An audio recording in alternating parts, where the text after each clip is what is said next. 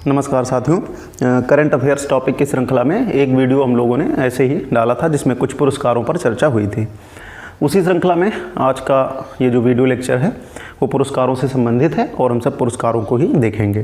तो ये जो हमारा वीडियो है इसमें सबसे पहले करंट अफेयर्स का जो हमारा टॉपिक है उसके तहत है हमारा 66वें फिल्म पुरस्कार, यानी कि इनको हम राष्ट्रीय फिल्म पुरस्कार भी कह सकते हैं, यानी कि इनको आप राष्ट्रीय फिल्म पुरस्कार भी कह सकते हैं। तो 66वें फिल्म पुरस्कार या इनको कह लीजिए 66वें राष्ट्रीय फिल्म पुरस्कार, ये सिनेमा के क्षेत्र में दिए जाने वाले एक महत्वपूर्ण पुरस्कार हैं। तो ये पुरस्कार बड़े महत्वपूर्ण हैं, कौन देता है, किनको किनको या किन किन फिल्मों को इस बार मिला है, इसी पर हमारी चर्चा रहेगी। तो सबसे पहले यहाँ पर आप देखेंगे जो 66वें हमारे फिल्म पुरस्कार हैं या 66वें हमारे राष्ट्रीय फिल्म पुरस्कार हैं, उनको प्रदान कौन करता है? उनको प्रदान करता है, प्रदाता कौन है? भारत सरकार है। जैसे अगर आप बहुत सिंपल पढ़ना चाहें तो भारत सरकार इनको देती है, लेकिन भारत सरकार की तरफ से जो सूचना और प्रसारण मंत्रालय होता है उसका एक फिल्म समारोह निदेशालय है। यानी कि ये पुरस्कार अगर आपसे कभी एग्जाम में आ जाए कि कौन देता है, तो भारत सरकार का जो सूचना प्रसारण मंत्रालय है उसका एक निदेशालय है फिल्म समारोह निदेशालय। तो फिल्म समारोह निदेशालय सूचना प्रसारण मंत्रालय के तहत आता है और ये पुरस्कार देता है। तो मतलब ये भारत सरकार के ही पुरस्कार हैं और भारत सरकार का कौन सा विभाग और उसका कौन सा निदेशालय देता है ये आप ध्यान रखेंगे। तो ये तो हो गई प्रदाता की बात। ये जो पुरस्कार होता है ये भारत की सभी भाषाओं की फिल्मों के लिए दिया जाता है। इसमें से एक पुरस्कार ऐसा होता है जो पूरे भारत की सभी भाषाओं को मिला करके सर्वश्रेष्ठ फिल्म को दिया जाता है। तो सारी भाषाओं को तो नहीं पढ़ा जा सकता, इसमें जो जो महत्वपूर्ण पुरस्कार आएंगे उनको हम सब देख सकते हैं। जैसे जो सबसे महत्वपूर्ण पुरस्कार राष्ट्रीय फिल्म पुरस्कारों में होता है वो होता है सर्वश्रेष्ठ फीचर फिल्म का पुरस्कार। ये एग्ज़ाम में बहुत सारा आता है। पिछले साल एनडीए के एग्ज़ाम में शायद ये पूछा गया था और अन्य परीक्षाओं में भी दिखा है। ये पुरस्कार अभी लगभग 2020 के अंत तक पूछे जाएंगे, क्योंकि अगले पुरस्कार यानी 67वें दिसंबर तक प्रदान किए जाएंगे। हो सकता है उनकी घोषणा अगस्त या उसके बाद हो जाए, लेकिन अभी जब तक 67वें नहीं आते हैं यही आपको याद रखना है। तो इसमें जैसे एक क्वेश्चन है सर्वश्रेष्ठ फीचर फिल्म का पुरस्कार किसको दिया गया है? तो सर्वश्रेष्ठ फीचर फिल्म का मतलब होता है कि भारत में जितनी भी भाषाओं की फिल्में बनती हैं उन फिल्मों में से ये पुरस्कार दिया जाता है। तो इसमें सर्वश्रेष्ठ फीचर फिल्म है हेल्लारो। हेल्लारो गुजराती भाषा की एक फिल्म है और इसके निर्देशक हैं अभिषेक शाह। आपको ध्यान रखना है तीनों बातें, यानी कि इसमें सर्वश्रेष्ठ फीचर फिल्म कौन सी है? हेल्लारो। और हेल्लारो गुजराती भाषा में बनी हुई एक फिल्म है जिसके निर्देशक हैं अभिषेक शाह। ये फिल्म कच्छ के रण में एक महिला के जीवन पर आधारित है और वहाँ की महिलाओं का जो समाज है वो काफ़ी बंद है, काफ़ी शोषणकारी है और फिर कैसे उससे मुक्ति मिलती है उस कथानक पर निर्भर करता है। इसका पूरा वो कथानक यहाँ पर है। तो इसमें सर्वश्रेष्ठ फीचर फिल्म आपसे पूछेगा कि 66वें फिल्म पुरस्कारों के तहत या 66वें राष्ट्रीय फिल्म पुरस्कारों के तहत सर्वश्रेष्ठ फीचर फिल्म का अवार्ड किसे दिया गया है? तो आप बताएंगे गुजराती फिल्म हेल्लारो, और इसके निर्देशक कौन है? अभिषेक शाह। इसके बाद इसमें एक है सर्वश्रेष्ठ मनोरंजक फिल्म। मैंने यहाँ पे लिखा है सर्वश्रेष्ठ मनोरंजक फिल्म, लेकिन इसमें होता है कि सर्वश्रेष्ठ स्वस्थ और बैलेंस्ड मनोरंजन प्रदान करने वाली, मतलब जिसमें कोई फूहड़पन या ऐसी चीज़ें ना हो, स्वस्थ मनोरंजन प्रदान करने वाली फिल्म, ये भी एक कैटेगरी होती है। तो इसमें सर्वश्रेष्ठ मनोरंजक फिल्म का पुरस्कार बधाई हो को मिला है। कुछ लोगों ने फिल्म को देखा भी होगा। इसमें एक 26 वर्षीय युवक और उसकी मतलब अधेड़ उम्र की माँ के प्रेग्नेंट होने की कहानी को प्रस्तुत किया गया है। अमित शर्मा इसके निर्देशक हैं। बधाई हो क्या है? सर्वश्रेष्ठ मनोरंजक फिल्म। तो इसके निर्देशक कौन है? अमित शर्मा। इसके बाद फिर एक है इसमें सामाजिक मुद्दों यानी कि सोशल जो मामले हैं, सामाजिक मुद्दों पर बनी हुई सर्वश्रेष्ठ फिल्म। ये सामाजिक मुद्दों पर सर्वश्रेष्ठ फिल्म। तो सामाजिक मुद्दों पर सर्वश्रेष्ठ फिल्म का अवार्ड इस राष्ट्रीय फिल्म पुरस्कार में पैडमैन फिल्म को दिया गया है। पैडमैन फिल्म के निर्देशक आर बाल्की हैं। आर बाल्की आपने नाम सुना होगा, बहुत चर्चित फिल्म रही है। अरुणाचल मुरुगनाथन नामक एक व्यक्ति के जीवन पर आधारित है जो सस्ते सैनिटरी नैपकिन बना करके बिना कॉपीराइट के गरीब महिलाओं को न सिर्फ सैनिटरी पैड बल्कि उसकी तकनीक भी उपलब्ध करा करके बहुत सारी महिलाओं को आत्मनिर्भर जीवन और स्वस्थ जीवन देने के लिए अरुणाचल मुरुगनाथन को पद्म पुरस्कार भी मिला है और उन्हीं के जीवन वृत्तांत पे ये फिल्म बनी है पैडमैन। अक्षय कुमार द्वारा इसमें अरुणाचल मुरुगनाथन का रोल किया गया है। तो सामाजिक मुद्दों पर जो सर्वश्रेष्ठ फिल्म है वो पैडमैन है। पैडमैन फिल्म के निर्देशक कौन है? आर बाल्की। ये ध्यान रखना है आपको। एक फिल्म और आप चाहें तो ध्यान रख सकते हैं, पर्यावरणीय मामलों पर सर्वश्रेष्ठ फिल्म, यानी पर्यावरण के संरक्षण संवर्धन से संबंधित, ये भी एक कैटेगरीज में होती है। तो पर्यावरणीय मामलों पर सर्वश्रेष्ठ फिल्म या पर्यावरण संरक्षण संवर्धन जैसे मामलों पर सर्वश्रेष्ठ फिल्म इसमें है पानी। पानी मराठी भाषा की एक फिल्म है जिसका निर्देशन किया है आदिनाथ एम कोठारी ने। तो एक क्वेश्चन ये भी आपसे हो सकता है कि पर्यावरणीय मामलों पर सर्वश्रेष्ठ फिल्म कौन सी है? तो पानी मराठी भाषा की फिल्म है, आदिनाथ एम कोठारी ने इसका निर्देशन किया है। 5-6 कैटेगरी और हम सब देख लेते हैं। जैसे इसमें एक है सर्वश्रेष्ठ अभिनेता। तो सर्वश्रेष्ठ अभिनेता का पुरस्कार 66वें राष्ट्रीय फिल्म पुरस्कारों में 2 व्यक्तियों को संयुक्त रूप से दिया गया है। पहले व्यक्ति हैं आयुष्मान खुराना और दूसरे व्यक्ति हैं विकी कौशल। तो आयुष्मान खुराना को उनकी फिल्म अंधाधुन, जो कि इस साल की सर्वश्रेष्ठ हिंदी फिल्म भी है, मतलब 66वें फिल्म पुरस्कारों के तहत या 66वें राष्ट्रीय फिल्म पुरस्कारों के तहत। तो आयुष्मान खुराना और उनके साथ साथ विक्की कौशल को सर्वश्रेष्ठ अभिनेता का अवार्ड दिया गया है। आयुष्मान खुराना को ये अवार्ड अंधाधुन फिल्म में उनके अभिनय के लिए, और विकी कौशल की एक फिल्म है उरी द सर्जिकल स्ट्राइक, पूरा नाम उसका है, उस फिल्म में अभिनय के लिए। तो इस बार का जो राष्ट्रीय फिल्म पुरस्कारों का सर्वश्रेष्ठ अभिनेता का खिताब है वो 2 लोगों को संयुक्त रूप से दिया गया है, ध्यान रखना है आपको। इसके बाद इसमें सर्वश्रेष्ठ अभिनेत्री का एक अवार्ड आता है। ये इस बार कीर्ति सुरेश को दिया गया है। 66वें राष्ट्रीय फिल्म पुरस्कारों में सर्वश्रेष्ठ अभिनेत्री का अवार्ड कीर्ति सुरेश को दिया गया है, और उनकी एक तेलुगु फिल्म है महानती। तेलुगु फिल्म के लिए इनको दिया गया है कीर्ति सुरेश, ये ध्यान रखना है। ये क्वेश्चन भी आप ध्यान रखेंगे। सर्वश्रेष्ठ निर्देशक, तो सर्वश्रेष्ठ निर्देशक का अवार्ड इस राष्ट्रीय फिल्म पुरस्कार में 66वें में उरी फिल्म को आदित्य धर, यानी कि सर्वश्रेष्ठ निर्देशक का जो अवार्ड है वो उरी फिल्म को गया है, और उसके निर्देशक कौन है? आदित्य धर। इसके बाद इसमें एक और अवार्ड आप ध्यान रखेंगे। जैसे मैंने बताया ना कि इसमें कई भाषाओं की फिल्मों को, जैसे सर्वश्रेष्ठ असमिया फिल्म, सर्वश्रेष्ठ हिंदी फिल्म, सर्वश्रेष्ठ मराठी, इस तरह से अवार्ड दिए जाते हैं। तो सब तो नहीं पढ़ सकते, बहुत लंबा हो जाएगा, लेकिन ध्यान रखना है इन 66वें राष्ट्रीय फिल्म पुरस्कारों में सर्वश्रेष्ठ हिंदी फिल्म का अवार्ड अंधाधुन को दिया गया है। राम राघव इसके जो है डायरेक्टर हैं, अंधाधुन। यहाँ कंफ्यूज मत होना, आपसे कभी भी क्वेश्चन पूछे सर्वश्रेष्ठ फीचर फिल्म, तो फीचर फिल्म का मतलब है भारत में जितनी भी भाषाओं की फिल्में बनती हैं उनमें से सर्वश्रेष्ठ, और हिंदी भाषा की मतलब कि ये केवल हिंदी भाषा की सर्वश्रेष्ठ फिल्म है। तो जब आपसे पूछेगा कि सर्वश्रेष्ठ हिंदी भाषा की फिल्म कौन सी है, तब अंधाधुन बताएंगे। अगर पूछेगा सर्वश्रेष्ठ फीचर फिल्म तो आप बताएंगे हेल्लारो। तो सर्वश्रेष्ठ हिंदी फिल्म का अवार्ड इसमें अंधाधुन को दिया गया है। कुछ 1-2 अवार्ड और मैंने मेंशन किए हैं, इनको देख लीजिए। जैसे इसमें सहायक अभिनेता का एक अवार्ड होता है कि सर्वश्रेष्ठ सहायक अभिनेता, सपोर्टिंग एक्टर कौन सा है। तो सर्वश्रेष्ठ सहायक अभिनेता इसमें स्वानंद किरकिरे हैं, मराठी फिल्म के लिए इनको ये अवार्ड मिला है। बहुत विस्तार मैंने यहाँ नहीं किया है। तो सर्वश्रेष्ठ सहायक अभिनेता का अवार्ड किसको मिला है? स्वानंद किरकिरे। एक है सर्वश्रेष्ठ सहायक अभिनेत्री, तो वो हैं आपकी सुरेखा सीकरी। सुरेखा सीकरी की को बधाई हो फिल्म के लिए ये अवार्ड मिला है।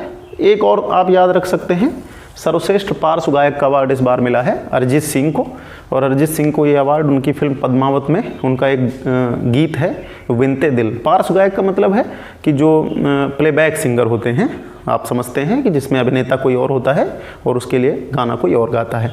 तो 66वें राष्ट्रीय फिल्म पुरस्कारों के तहत ये जितने भी आपको बताए गए हैं अवार्ड, जैसे सर्वश्रेष्ठ फीचर फिल्म हेल्लारो है, सर्वश्रेष्ठ हिंदी फिल्म कौन सी है? अंधाधुन है। निर्देशक ध्यान रखना है आदित्य धर उरी फिल्म के लिए। सर्वश्रेष्ठ अभिनेता आयुष्मान खुराना और विक्की कौशल हैं। सर्वश्रेष्ठ अभिनेत्री कीर्ति सुरेश, और इसके अलावा ये सारे हैं। सामाजिक मुद्दों पर सबसे अच्छी फिल्म या सर्वश्रेष्ठ फिल्म पैडमैन है। पर्यावरण पर सर्वश्रेष्ठ फिल्म पानी है। मनोरंजन की श्रेणी में सबसे स्वस्थ सर्वश्रेष्ठ मनोरंजन प्रदान करने वाली फिल्म बधाई हो। तो ये राष्ट्रीय फिल्म पुरस्कारों के प्रमुख अवार्ड हैं। इतने अगर आप पढ़ेंगे तो इसमें से कोई ना कोई क्वेश्चन एग्जाम्स में मिलता है आपको। इसके अलावा राष्ट्रीय फिल्म पुरस्कारों के साथ दादा साहब फाल्के भी पुरस्कार दिया जाता है, तो उसको भी यहाँ पर हम सब देख लेते हैं। तो जैसा मैंने आपको बताया कि जब राष्ट्रीय फिल्म पुरस्कार वितरित किए जाते हैं तो उसी के साथ सिनेमा जगत का सर्वोच्च पुरस्कार दादा साहब फाल्के पुरस्कार भी दिया जाता है। इसको भी आप ध्यान रखना, भारत सरकार का सूचना प्रसारण मंत्रालय का जो आपका निदेशालय है फिल्म से संबंधित, वही प्रदान करता है, जिसको मैंने पहले ही आपको बता दिया है। तो 66वें फिल्म पुरस्कार के साथ साथ 50वें दादा साहब फाल्के अवार्ड की भी घोषणा की गई है, और आपने सुना भी होगा कि ये अवार्ड अमिताभ बच्चन को दिया गया है सिनेमा जगत में उनके महत्वपूर्ण योगदान के लिए। तो दादा साहेब फाल्के अवार्ड क्या है और दादा साहेब फाल्के अवार्ड जो है वो क्यों दिया जाता है? तो क्यों दिया जाता है ये तो स्पष्ट है कि दादा साहेब फाल्के पुरस्कार सिनेमा जगत के लिए या सिनेमा क्षेत्र में योगदान देने के लिए दिया जाता है और ये सिनेमा जगत का सर्वश्रेष्ठ पुरस्कार है।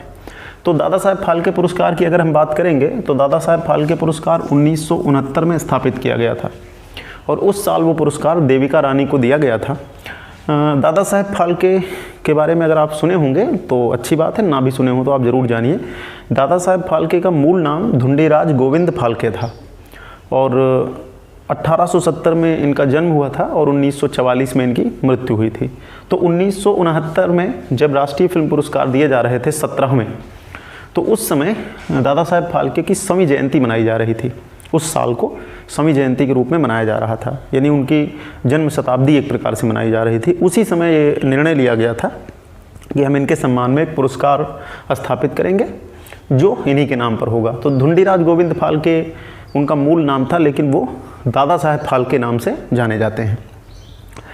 तो दादा साहेब फाल्के 1870 में जन्मे, 1944 में उनकी मृत्यु हुई। इस बीच उन्होंने पहले फोटोग्राफी पे बहुत सारा काम किया, बाद में उन्होंने सिनेमा जगत या सिनेमा की तरफ उनका आकर्षण बढ़ा तो विदेश गए, वहाँ से कई सारे कोर्स उन्होंने किए, उपकरण खरीदे और भारत में फिल्म निर्माण का कार्य किया।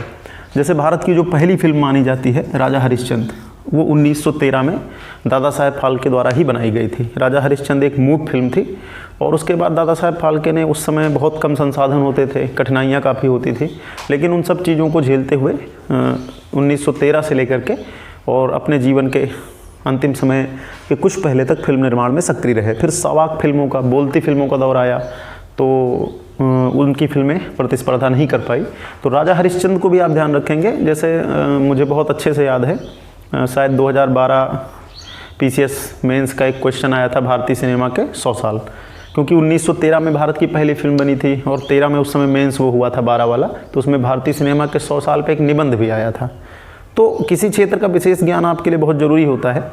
ये मैं इसलिए बता रहा हूँ कि आगे जब आप जाएंगे मुख्य परीक्षाओं के लिए तो वहाँ पर भी काम आता है। तो दादा साहेब फाल्के कौन थे? भारतीय सिनेमा के जनक माना जाता है इनको, भारतीय सिनेमा का पितामह माना जाता है और इन्होंने ही 1913 में पहली फिल्म बनाई थी भारत की, जो इसको भारत की पहली फिल्म होने का दर्जा प्राप्त है, राजा हरिश्चंद्र 1913 में। ये एक मूक फिल्म थी, उस समय मूक फिल्मों का दौर था, तो ये ध्यान रखना होगा। इन्हीं के सम्मान में ये पुरस्कार स्थापित किया गया है। तो देविका रानी को ये दिया गया है और 2018 के लिए ये पुरस्कार अमिताभ बच्चन को दिया गया है। अमिताभ बच्चन को आप जानते हैं कि अमिताभ बच्चन को BBC ने सदी का अभिनेता घोषित किया था, सदी का अभिनेता या पूरी शताब्दी का महा अभिनेता घोषित किया था। एक बहुत बड़ा नाम है। एक और रोचक बात है कि अमिताभ बच्चन के इस साल भारतीय सिनेमा में 50 साल पूरे हो रहे थे। अमिताभ बच्चन ने सिनेमा में अपना जो पदार्पण किया था वो 1969 में 7 हिंदुस्तानी फिल्म से किया था। इनकी पहली फिल्म थी 7 हिंदुस्तानी और ये फिल्म 1969 में आई थी। अमिताभ बच्चन को 4 बार राष्ट्रीय अवार्ड मिल चुके हैं, राष्ट्रीय फिल्म पुरस्कार मिल चुके हैं, बहुत सारी फिल्में, और उनका अपना एक अभिनय का स्टाइल है। प्रसिद्ध टीवी शो कौन बनेगा करोड़पति से भी संबंधित रहे हैं। तो बहुत सारी बातें आप इनके बारे में जानते हैं। तो हमारा जो 50वां दादा साहेब फाल्के पुरस्कार है वो अमिताभ बच्चन को प्रदान किया गया है 2018 के लिए। और ये पुरस्कार क्यों दिया जाता है, किसके सम्मान में दिया जाता है, ये आपको ध्यान में रखना है। और एक आप ज़रूर इस बात को ध्यान रखा करिए, आप अगर कर पाएँ, अगर मैं करूँगा तो ठीक ही, नहीं आप करिए ज़्यादा बेहतर है, कि सिंगल पुरस्कार आप पिछले 1-2 साल के पढ़ लिया करिए। कई बार क्या होता है कि पिछले पूछ लेता है, जैसे इंडेक्स में भी पिछले वर्ष के पूछ लेता है, या जैसे पुरस्कार है तो 2017 में किसको दिया गया, तो 2018 में तो है ही, 2018 के लिए ये पुरस्कार दिया गया है किसको, अमिताभ बच्चन को। तो 50वां ये पुरस्कार है, इसको आप ध्यान रखेंगे। तो दादा साहेब फाल्के अवार्ड आप ध्यान रखेंगे। इनामी राशि अगर आपको जानना हो तो इसमें 10 लाख रुपए और स्वर्ण कमल दिया जाता है। तो ये भी एक डाटा है, अगर चाहें तो याद रखें। इसमें 10 लाख रुपए और स्वर्ण कमल दिया जाता है। तो ये दादा साहेब की डिटेल है। मैं ये काम आपको सौंप रहा हूँ कि 2017-16 में किसको दिया गया था, आप तैयार रखेंगे। तो दादा साहेब फाल्के अवार्ड आपका हुआ और फिल्म अवार्ड हुए, ये कंप्लीट हो गया आपका।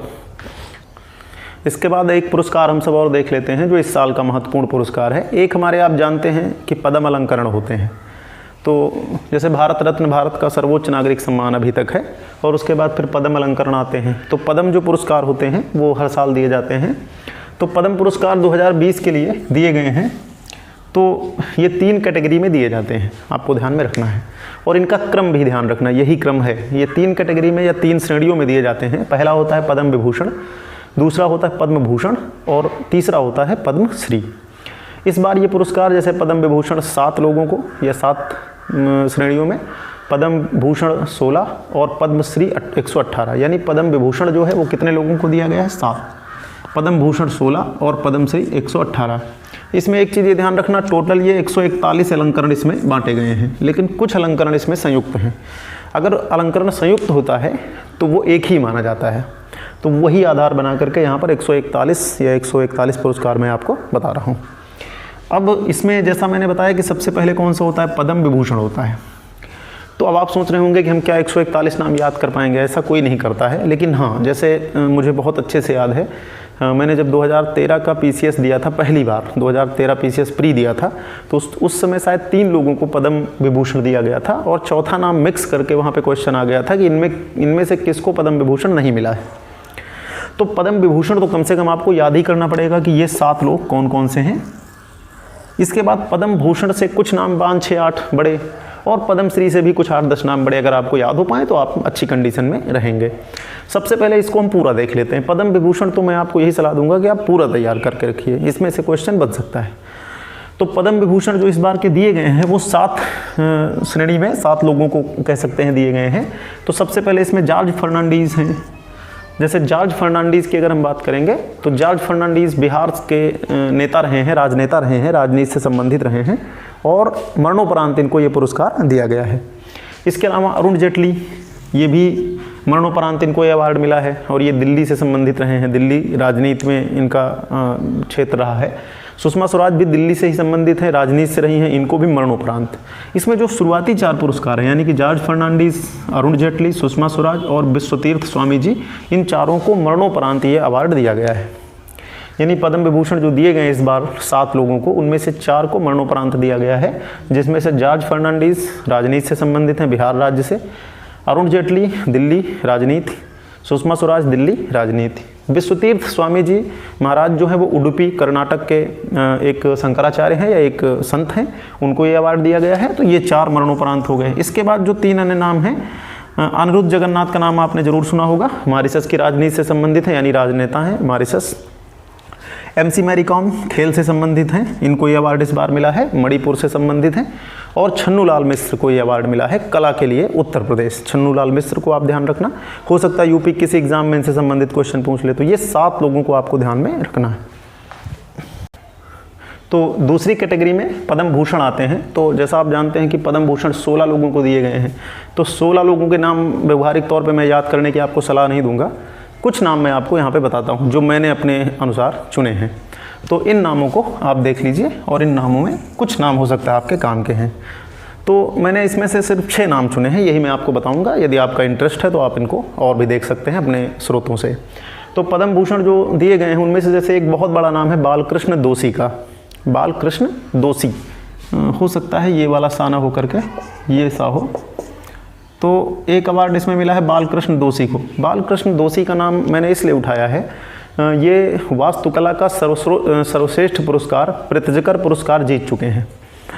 तो बालकृष्ण दोषी भारत के बहुत ही प्रसिद्ध वास्तुकला से संबंधित व्यक्ति हैं। इनका नाम आप सर्च करना। पृथ्वीकर पुरस्कार जैसे पुरस्कार जो वास्तुकला का सर्वश्रेष्ठ अंतर्राष्ट्रीय पुरस्कार माना जाता है, इनको मिला है। तो गुजरात से संबंधित हैं, वास्तुकला से संबंधित हैं, तो इनको ये दिया गया है, ये ध्यान रखना है आपको। अनिल प्रकाश जोशी, अगर आपने ध्यान दिया होगा तो इनके पर्यावरण संबंधित और तमाम सारे लेख विभिन्न समाचार पत्रों में आते रहते हैं।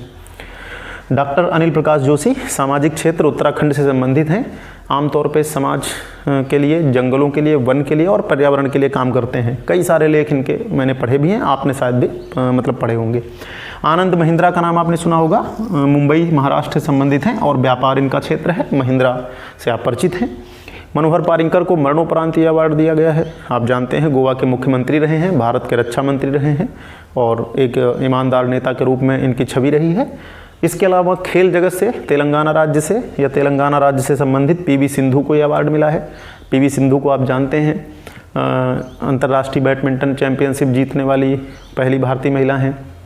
इसके अलावा ओलंपिक में सिल्वर या रजत पदक जीता है इन्होंने, और अन्य तमाम सारी प्रतियोगिताओं में इन्होंने भारत का झंडा बुलंद किया है। तो पीवी सिंधु को भी इस बार पद्म भूषण अवार्ड दिया गया है। इसके अलावा एक बड़ा नाम है डॉक्टर तेसरिंग लैंडोल का।